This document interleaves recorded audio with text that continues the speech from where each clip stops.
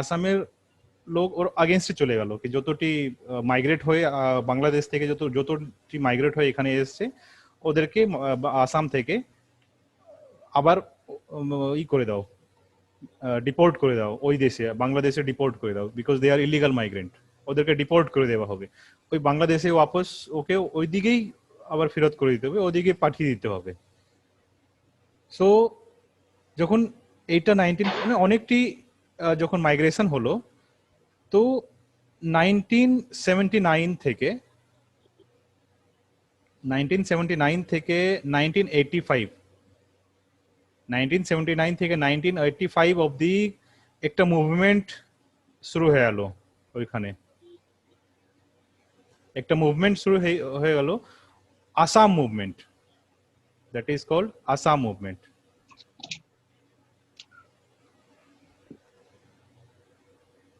আর এইটা led by Assam movement কে lead করছিল, লিডারশিপ কে ছিল? All Assam student union, all Assam student union এই আসাম মুভমেন্টকে লিড করছিল। এরা আগেনস্টে ছিল কি যতজন মাইগ্রেট করে এসছে, মানে এরা ছিল কি যতজন মাইগ্রেট করে এসছে সিন্স 1951 থেকে 1951 থেকে যতজন মাইগ্রেট করেছে ইন্ডিয়াতে, সেই সবাইকে বাংলাদেশ পাঠিয়ে দিতে হবে, সবাইকে বাংলাদেশ পাঠিয়ে দিতে হবে। এদের ডিমান্ড ছিল, অল আসাম স্টুডেন্ট ইউনিয়নে এদের ডিমান্ড ছিল কি 1951 থেকে যারা ইন্ডিয়াতে এসছে সবাইকে আবার বাংলাদেশ বা ওদের দেশে আবার পাঠিয়ে দিতে হবে। They will have to be deported to other countries from India because they are not the Indians and they are illegal migrants. That's why they will be deported to other nations from where they have come. ঠিক আছে, তো এটার জন্য ওরা কি করলো, এই যে অল আসাম স্টুডেন্ট ইউনিয়ন কি করলো, এরা ডিমান্ড করলো কি এনআরসি ফর্ম করা হবে। মানে এনআরসিটা এই 1951 একটা করা হয়েছে, মানে 1951 ওই প্রবলেমটাই ছিল। তো সেই সময় রিকগনাইজ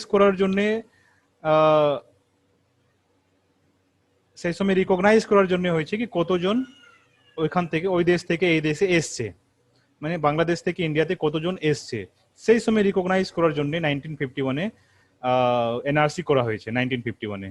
কিন্তু এই এনআরসি কে এরা অল আসাম স্টুডেন্ট ইউনিয়ন এরা চাইছিল কি আপডেট করা হোক, এই এনআরসিটাকে আপডেট করা হোক। ওদের ডিমান্ড ছিল কি এনআরসি কে আপডেট করো।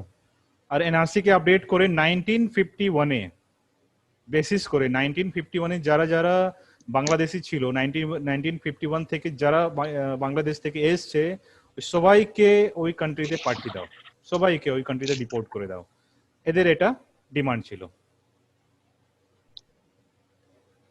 বুঝতে পেরেছো? সো এটা 1979 থেকে একটু রিপিট করবেন, আসলে আমি ডিসকানেক্ট হয়ে গেছিলাম নেটওয়ার্ক প্রবলেমের জন্য। হ্যাঁ, না বলছি কি যখন আমাদের রিসোর্সটা কম হবে এন্ড লোক বেড়ে যাবে, ইফ সাপোজ আমাদের রিসোর্সটা কম হবে আর লোক বেড়ে যাবে, তো ওই রিসোর্সটাকে অনেক জনের মধ্যে ডিভাইড করতে হবে। মানে যদি আমাদের কাছে রুটি আছে, একটাই রুটি আছে, আর রুটিকে মানে 10 জনের মধ্যে ডিভাইড করতে হয়, বা সেম রুটিকে 20 জনের মধ্যে ডিভাইড করতে হয়, বা সেম রুটিকে 40 জন 50 জনের মধ্যে ডিভাইড করতে হয়, তো রিসোর্সটা কম হয়ে যাবে, অনেক কম হয়ে যাবে, স্কার্স হয়ে যাবে resource. we will not be able to fulfill everyone's requirement, সবার রিকোয়ারমেন্ট আমরা ফুলফিল করতে পারবো না। সেই সময় কি হলো, আসামের লোক আগেনস্টে চলে গেল, কি ওরা আসাম মানে অন্য কান্ট্রি থেকে এসে আসামে থাকছে আর আসামের রিসোর্স কে ইউজ করছে, ওরা আগেনস্টে চলে গিয়ে আবার ওরা মুভমেন্ট একটা লঞ্চ করে দিল। সো এই যে 1979 থেকে 1985 এই যে পিরিয়ড আছে, এই 1979 থেকে 1985 অবধি একটা মুভমেন্ট চললো। এই মুভমেন্টটাকে বলা হয় আসাম মুভমেন্ট। এন্ড এই মুভমেন্ট লিড করছিল, লিডারশিপ ছিল অল আসাম স্টুডেন্ট ইউনিয়ন, একটা স্টুডেন্ট অর্গানাইজেশন, আসামের স্টুডেন্ট অর্গানাইজেশন ওই মুভমেন্টটাকে লিড করছিল ওইখান থেকে, আসাম থেকে, রাইট। এরা আবার ডিমান্ড করলো কি যে একটা এনআরসি, একটা ন্যাশনাল রেজিস্টার অফ সিটিজেন বানানো হয়েছে,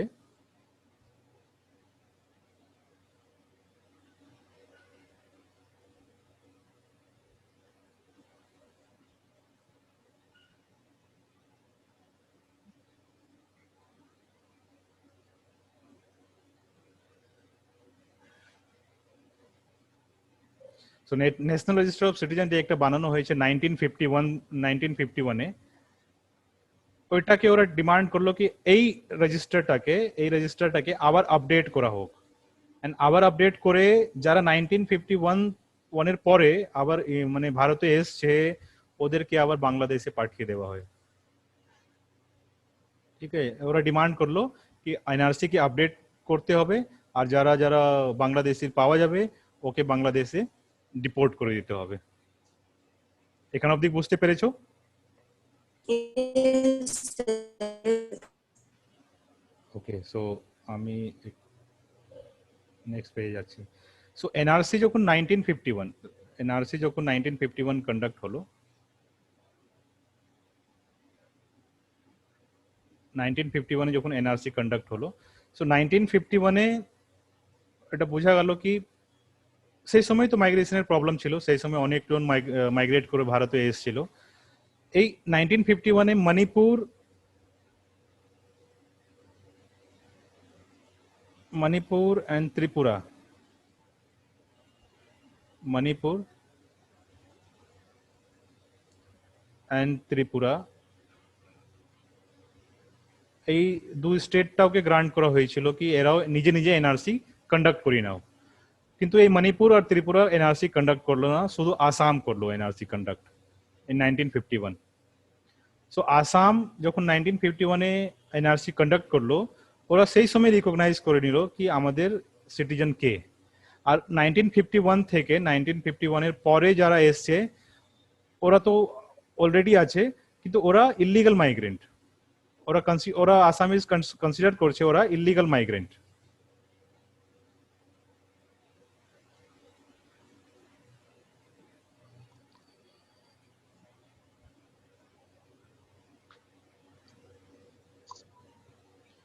ঠিক আছে, 1951 এর পরে যারা এসে ওকে ইলিগাল মাইগ্রেন্ট কনসিডার করছে। তো অল আসাম স্টুডেন্ট ইউনিয়ন একটা স্টুডেন্ট অর্গানাইজেশন আছে, ওরা ডিমান্ড করছে কি 1951 এনআরসি কে আপডেট করা হোক, এন্ড আপডেট করে যারা যারা বাংলাদেশি পাওয়া যাবে ওদেরকে বাংলাদেশে ডিপোর্ট করে দেওয়া হোক। ঠিক আছে, সেটার জন্য এই মুভমেন্টটা করছিল, অনেক ব্লাডশেড হলো, অনেক বন্ধ হয়েছিল, অনেক ইস্যু হয়েছিল, ট্রেন থামিয়ে দেওয়া হয়েছিল, অনেকজনকে মেরে দেওয়া হয়েছিল। ঠিক আছে, অনেক ব্লাডশেডিং হয়েছিল সেই সময়। তো গভর্নমেন্ট অফ ইন্ডিয়া একটা অ্যাকর্ড রেডি করলো, আসাম অ্যাকর্ড যখন বলে, এটা মানে হিস্টোরিক এগ্রিমেন্ট সাইন হয়েছিল, ওটাকে বলে আসাম অ্যাকর্ড। ঠিক আছে, তো একটা হিস্টোরিক এগ্রিমেন্ট সাইন হলো আসাম অ্যাকর্ড। আসাম অ্যাকর্ডে তিনটা পার্টি ছিল, একটা অল আসাম স্টুডেন্ট ইউনিয়ন তো ছিল যারা লিড করছিল মুভমেন্টকে। ঠিক আছে, মুভমেন্টকে যারা লিড করছিল অল আসাম স্টুডেন্ট ইউনিয়ন ওরা ছিল, অলরেডি ছিল। Second, government of Assam.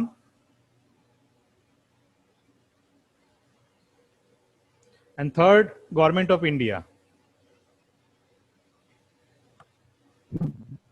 So এই তিনজনের মধ্যে একটা অ্যাকর্ড, একটা এগ্রিমেন্ট সাইন হলো in the year 1985।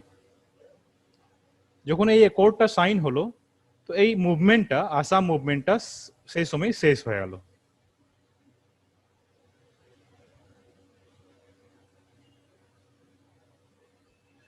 So Assam মুভমেন্টটা সেই সময় শেষ হয়ে গেল, বন্ধ হয়ে গেল, আসাম মুভমেন্ট আর থাকলো না।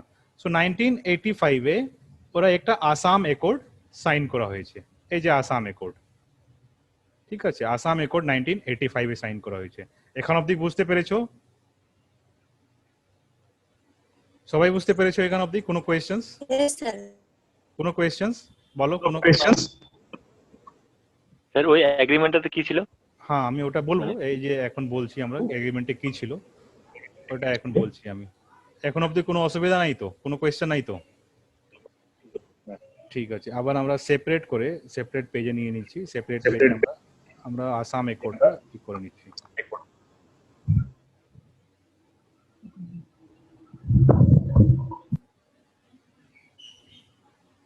সো আসাম অ্যাকর্ড,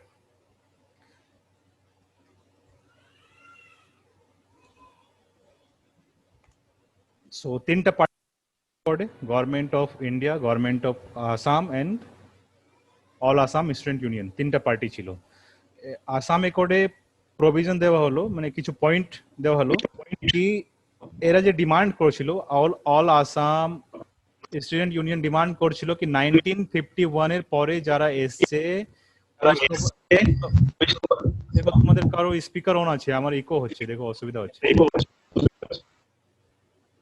সো 1951 এর পরে যারা ইন্ডিয়া এসছে ওরা ইলিগাল মাইগ্রেন্ট, আর ওদেরকে ডিপোর্ট করে দেওয়া হোক, অল আসাম স্টুডেন্ট ইউনিয়ন এটা ডিমান্ড করছিল।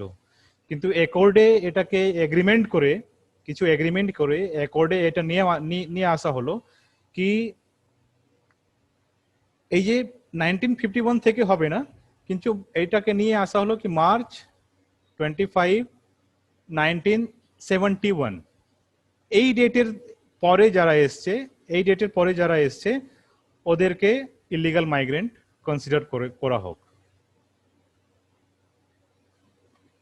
ওকে, বিদ্যুৎ বিদ্যুৎ শুনতে পাচ্ছ? বিদ্যুৎ সাহিল,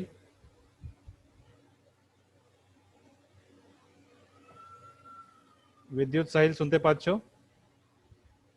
বিদ্যুৎ হ্যাঁ স্যার, শীল, পাচ্ছি স্যার, পাচ্ছি তুমি কিছু লিখছো যে স্ক্রিনে? পাচ্ছি স্যার, পাচ্ছি। ওকে, গুড।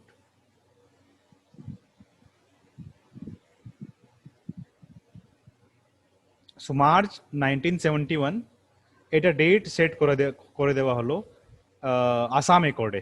আসাম একর্ড সাইন হয়েছে 1985-এ, কিন্তু 1985-এ যখন এগ্রিমেন্ট হলো তো তিন পার্টি এগ্রি করলো কি March 25, 1971 is the cut off date for migration.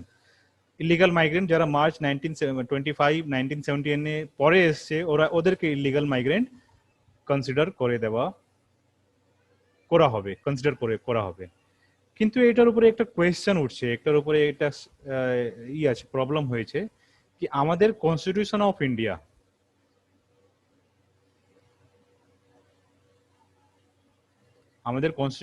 India, article 5 and 6 আমরা পড়েছিলাম না, সিটিজেনশিপ আর্টিকেল ডিল করছে 5 থেকে 11 অবধি, 11 অবধি।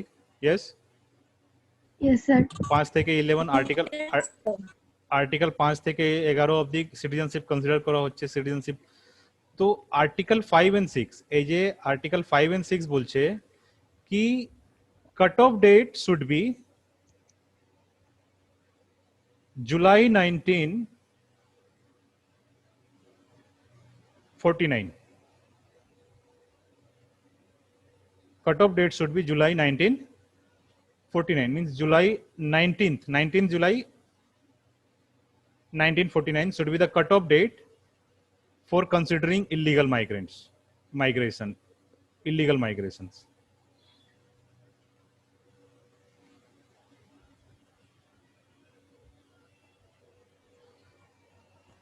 ঠিক আছে? সো জুলাই 1949 কনসিডার করা হচ্ছে ইলিগাল মাইগ্রেশন সেই সময়।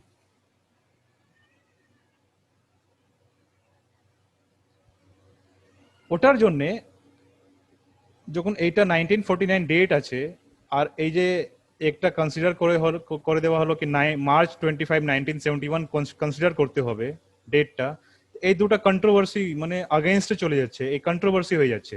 ঠিক আছে, মানে এটা আগেইনস্ট, এটা বলছে 1949 হতে হবে, আর এটা বলছে 1971 হতে হবে।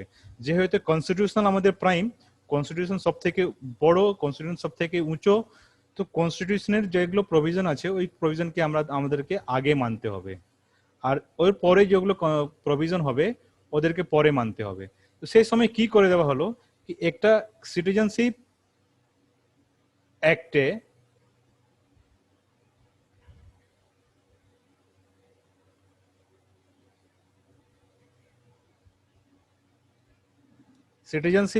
একটা অ্যামেন্ডমেন্ট আনা হলো, সেই সময় সিটিজেনশিপ অ্যাক্টকে অ্যামেন্ড করা হলো এই সময়। তো যখন সিটিজেনশিপ অ্যাক্টকে অ্যামেন্ড করা হলো, এই সিটিজেনশিপ অ্যাক্টে একটা ক্লোজ সেকশন 6A এড করে দেওয়া হলো। এই যে সেকশন 6A অ্যাড করে দেওয়া হলো।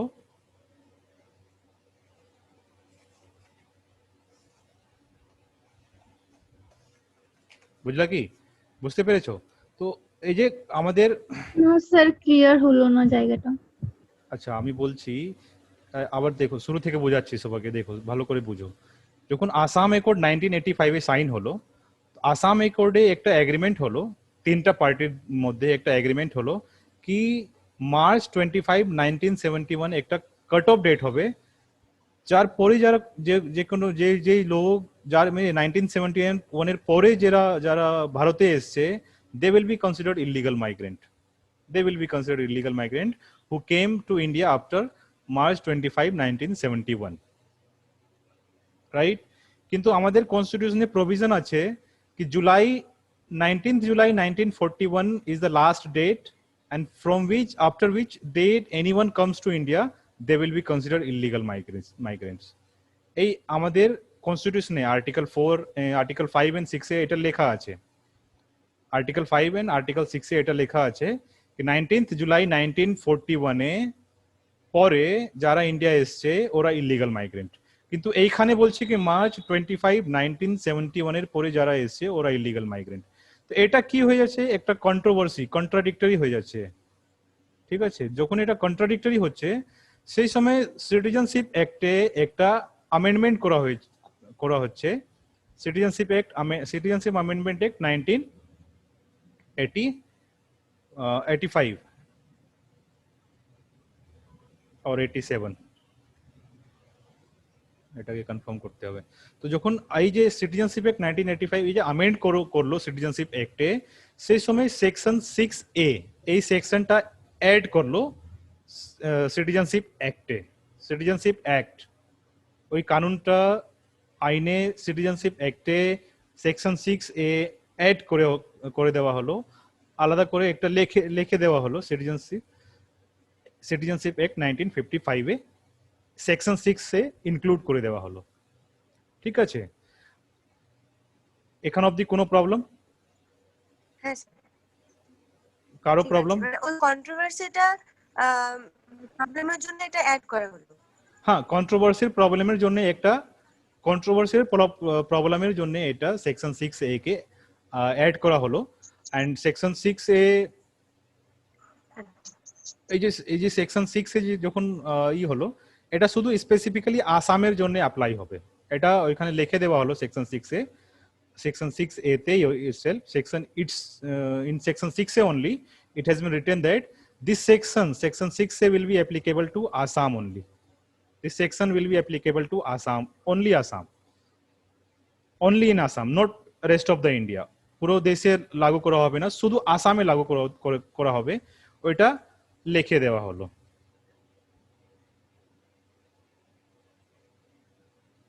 ঠিক আছে, বুঝতে পেরেছো? সো ইন দ্য ইয়ার এখান অবধি ক্লিয়ার, সবারই ক্লিয়ার? তো যখন এটা কন্ট্রোভার্সি হলো আর সিটিজেনশিপ অ্যামেন্ডমেন্ট অ্যাক্টে 1985 এ অ্যামেন্ড করে দেওয়া হলো, যখন এটা অ্যামেন্ড করে চলছিল, একটু কিছু কিছু চলছিল, কিন্তু in the year 2012 so in the year 2012 একটা অর্গানাইজেশন আছে, সিভিল সার্ভিস অর্গানাইজেশন আছে, মানে সমাজ কল্যাণের জন্য একটা অর্গানাইজেশন আছে। ওই অর্গানাইজেশনের নাম হলো সম্মিলিতা মহাসংঘ।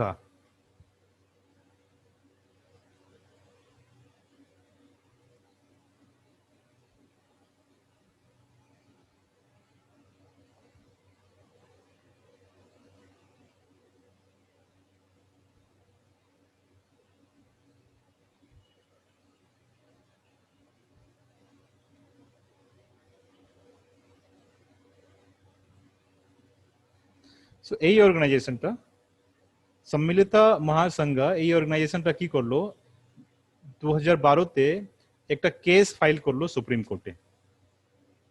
ঠিক আছে, এই অর্গানাইজেশনটা একটা কেস সুপ্রিম কোর্টে ফাইল করলো ইন দ্য ইয়ার 2012। সম্মিলিতা মহাসংঘ একটা কেস ফাইল করলো 2012, এন্ড এই কোয়েশ্চেন করলো কি কোনটা বড়, আমাদের কনস্টিটিউশন বড় আসাম অ্যাকর্ডে যেটা সেকশন 6 আছে,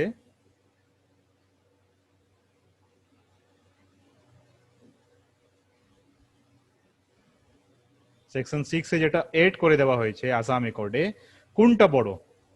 এই যে কোয়েশ্চেন্স একটা বেরালো, এরা এই সম্মিলিত মহাসংঘায় একটা কোয়েশ্চেন্স করলো সুপ্রিম কোর্টের সামনে, কি এই যে আমাদের কন্ট্রোভার্সি হচ্ছে কি কোন ডেটটা ক্লিয়ার করা হবে, কি ইলিগাল মাইগ্রেন্ট ওই ডেট থেকে ক্লিয়ার করা হবে, ওটার জন্য এরা এই কোয়েশ্চেন্স করলো সুপ্রিম কোর্টে কি বড়, কনস্টিটিউশন বড়, বা provision in the constitution written is that is supreme, or the provision written in Assam Accord that is section 6A that is supreme, কি সুপ্রিম কি? ঠিক আছে, তো সেই সময় সুপ্রিম কোর্ট কি করলো, একটা সুপ্রিম কোর্ট একটা কি করলো, বেঞ্চ 3 জজের একটা constitution bench, see constitution bench is when matter regarding constitution can be taken up, so that a constitution bench means when matters regarding constitution, so when matter regarding constitution are raised, so ওটা constitution bench এ refer করা হয়। So এই 3 জজের constitution bench create করা হলো সেই সময়। ঠিক আছে, বুঝতে পারছো? Are you there? Yes. So 3 জজের কনস্টিটিউশন বেঞ্চ ডিসাইড করা হলো। এই 3 জজেস বেঞ্চ এরা কিছু ডিসিশন দিতে পারলো না, আবার কি করলো, এর থেকে বড় বেঞ্চ একটা ডিসাইড করা হলো, ওটা 5 জজকে বসানো হলো কনস্টিটিউশন বেঞ্চে। 5 জজ কনস্টিটিউশন বেঞ্চ বসলো, আবার এই 5 জজ কনস্টিটিউশন বেঞ্চ এরাও কিছু ডিসিশন নিতে পারলো না, কিছু ডিসিশন নিতে পারলো না। তো এই কেসটা এখন অবধি, আজকে 2020 অগস্ট চলছে, আগস্ট 2020, এই কেসটা এখনো পেন্ডিং আছে। তো এই সেকশন 6A is constitutionally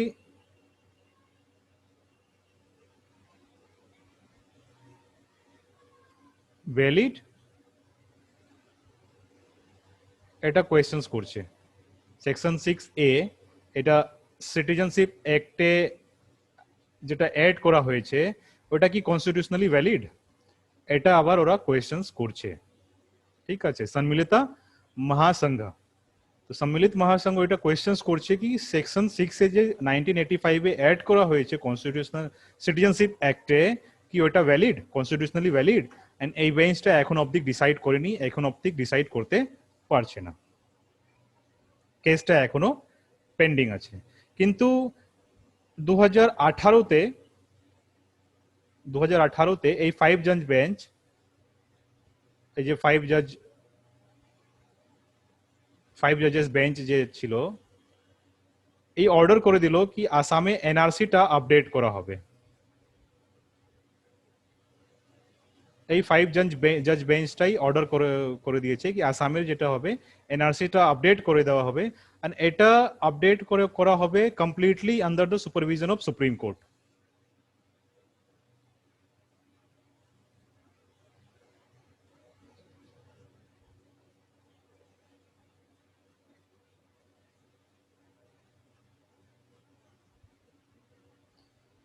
ঠিক আছে, তো ওই 5 জজ বেঞ্চ ডিসাইড করলো কি এনআরসিটা আপডেট করা হবে এন্ড সুপ্রিম কোর্ট ওটাকে মনিটর করবে। ঠিক আছে, এখান অবধি বুঝতে পেরেছো, কোনো অসুবিধা? সো ওটার জন্য আবার 2009 2019 সালে এটা এনআরসি আপডেট করা হলো, আসামে এনআরসিটা আপডেট করে দেওয়া হলো 2019-এ। যখন এনআরসি আপডেট করে দেওয়া হলো সেই সময় পাওয়া গেল কি about 4 lakh Hindus and about 2 lakh Muslims, ঠিক আছে, 4 lakh Hindus, 2 lakh Muslims, they are out of NRC, so they are doubtful citizens, whether they are illegal migrant, they came from where, nobody knows. So 6 lakh মানে এরকমই 6 লাখ মতন লোককে পাওয়া গেল কি they are not the citizen of Assam, they are from other country, they are illegal migrant. এটা মানে NRC update করে এটাই জানা গেল, এনআরসি আপডেট করে এটা জানা গেল। বুঝতে পেরেছো এবার? এখান অবধি Yes, sir. ঠিক আছে? কোনো অসুবিধা? কোনো questions? Anyone have any questions? Sir section 6 এতে স্যার কি বলা আছে, মানে কি বলেছে সুপ্রিম কোর্ট থেকে ওটা? সেকশন 6A অ্যাকচুয়ালি সেকশন 6 এটা 1985 এ অ্যাড করা হয়েছে, এন্ড সেকশন 6 এ কিছু প্রভিশন ইনক্লুড করছে ওটাতে। তো সেকশন 6 এ ওটা বলছে কি, প্রথমটা বলছে কি এটা শুধু আসামে অ্যাপ্লিকেবল হবে, ফার্স্ট পয়েন্ট।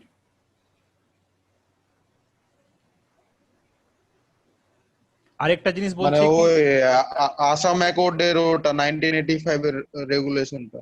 হ্যাঁ না দেখো সেকশন 6 এ আমি একটা আবার ওটা আলাদা করে বলছি। সেকশন 6 এ দেখো, সেকশন 6 এ আসাম অ্যাকর্ড, ওকে,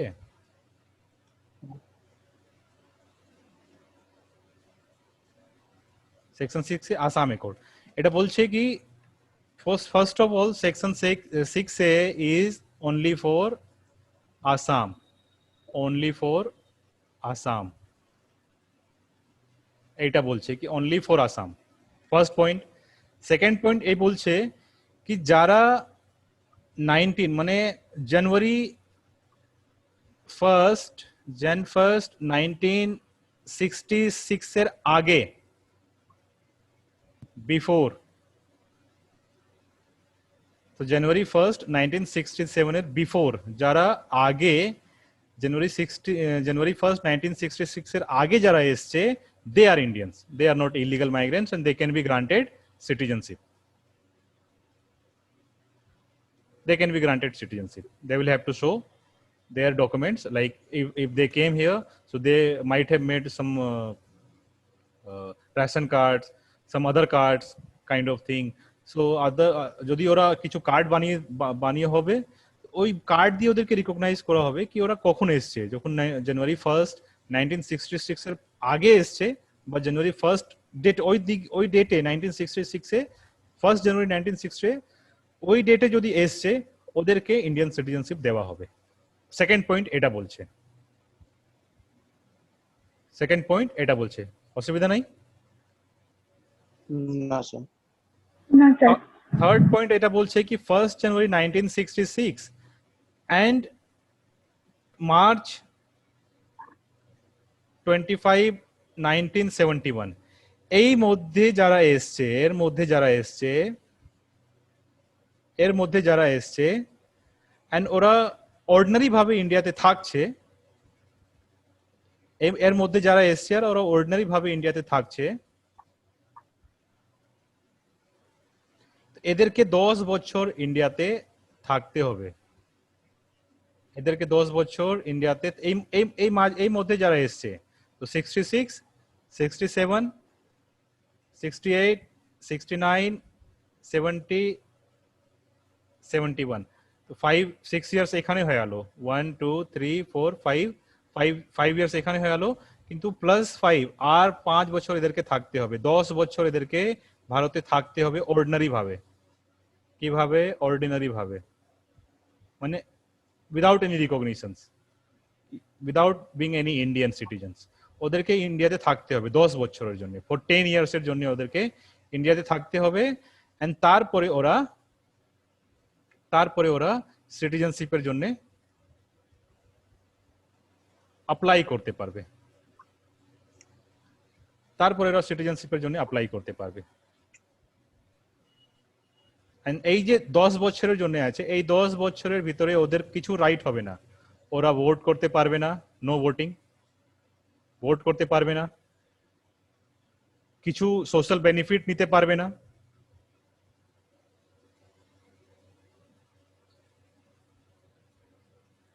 কোনো সোশ্যাল বেনিফিট নিতে পারবে না, কিন্তু ওদেরকে শুধু পাসপোর্ট দেওয়া হবে, শুধু ইন্ডিয়ান পাসপোর্ট দেওয়া হবে, শুধু ইন্ডিয়ান পাসপোর্ট ওদেরকে দেওয়া হবে, কিন্তু এটা ওদের ভোট করার রাইট নাই, ভোট করতে পারবে না ওরা, কিছু সোশ্যাল বেনিফিট নিতে পারবে না আর ওরা। ঠিক আছে, বুঝতে পেরেছো?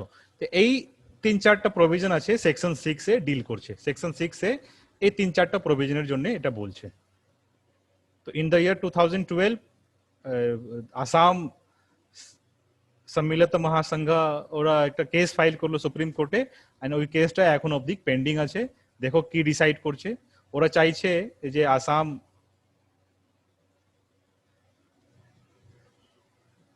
সম্মিলিত মহাসংঘ এরা চাইছে কি 1951 should be the cut off date, এরা চাইছে 1951 should be the cut off date, and Assam কোর্টে দেওয়া আছে কি 1971 কাট off date.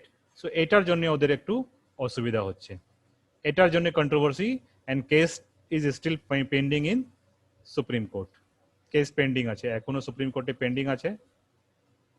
And in the way এখন এনআরসি আপডেট হয়ে গিয়েছে, এনআরসি আপডেটেড।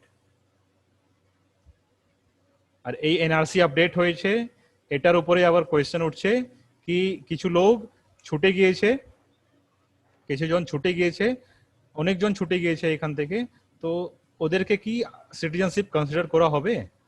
অনেকজন ছুটেছে, ওটার মধ্যে হিন্দু আছে, অনেকজন হিন্দু আছে, অনেকজন মুসলিম আছে, অনেকজন খ্রিস্টান আছে,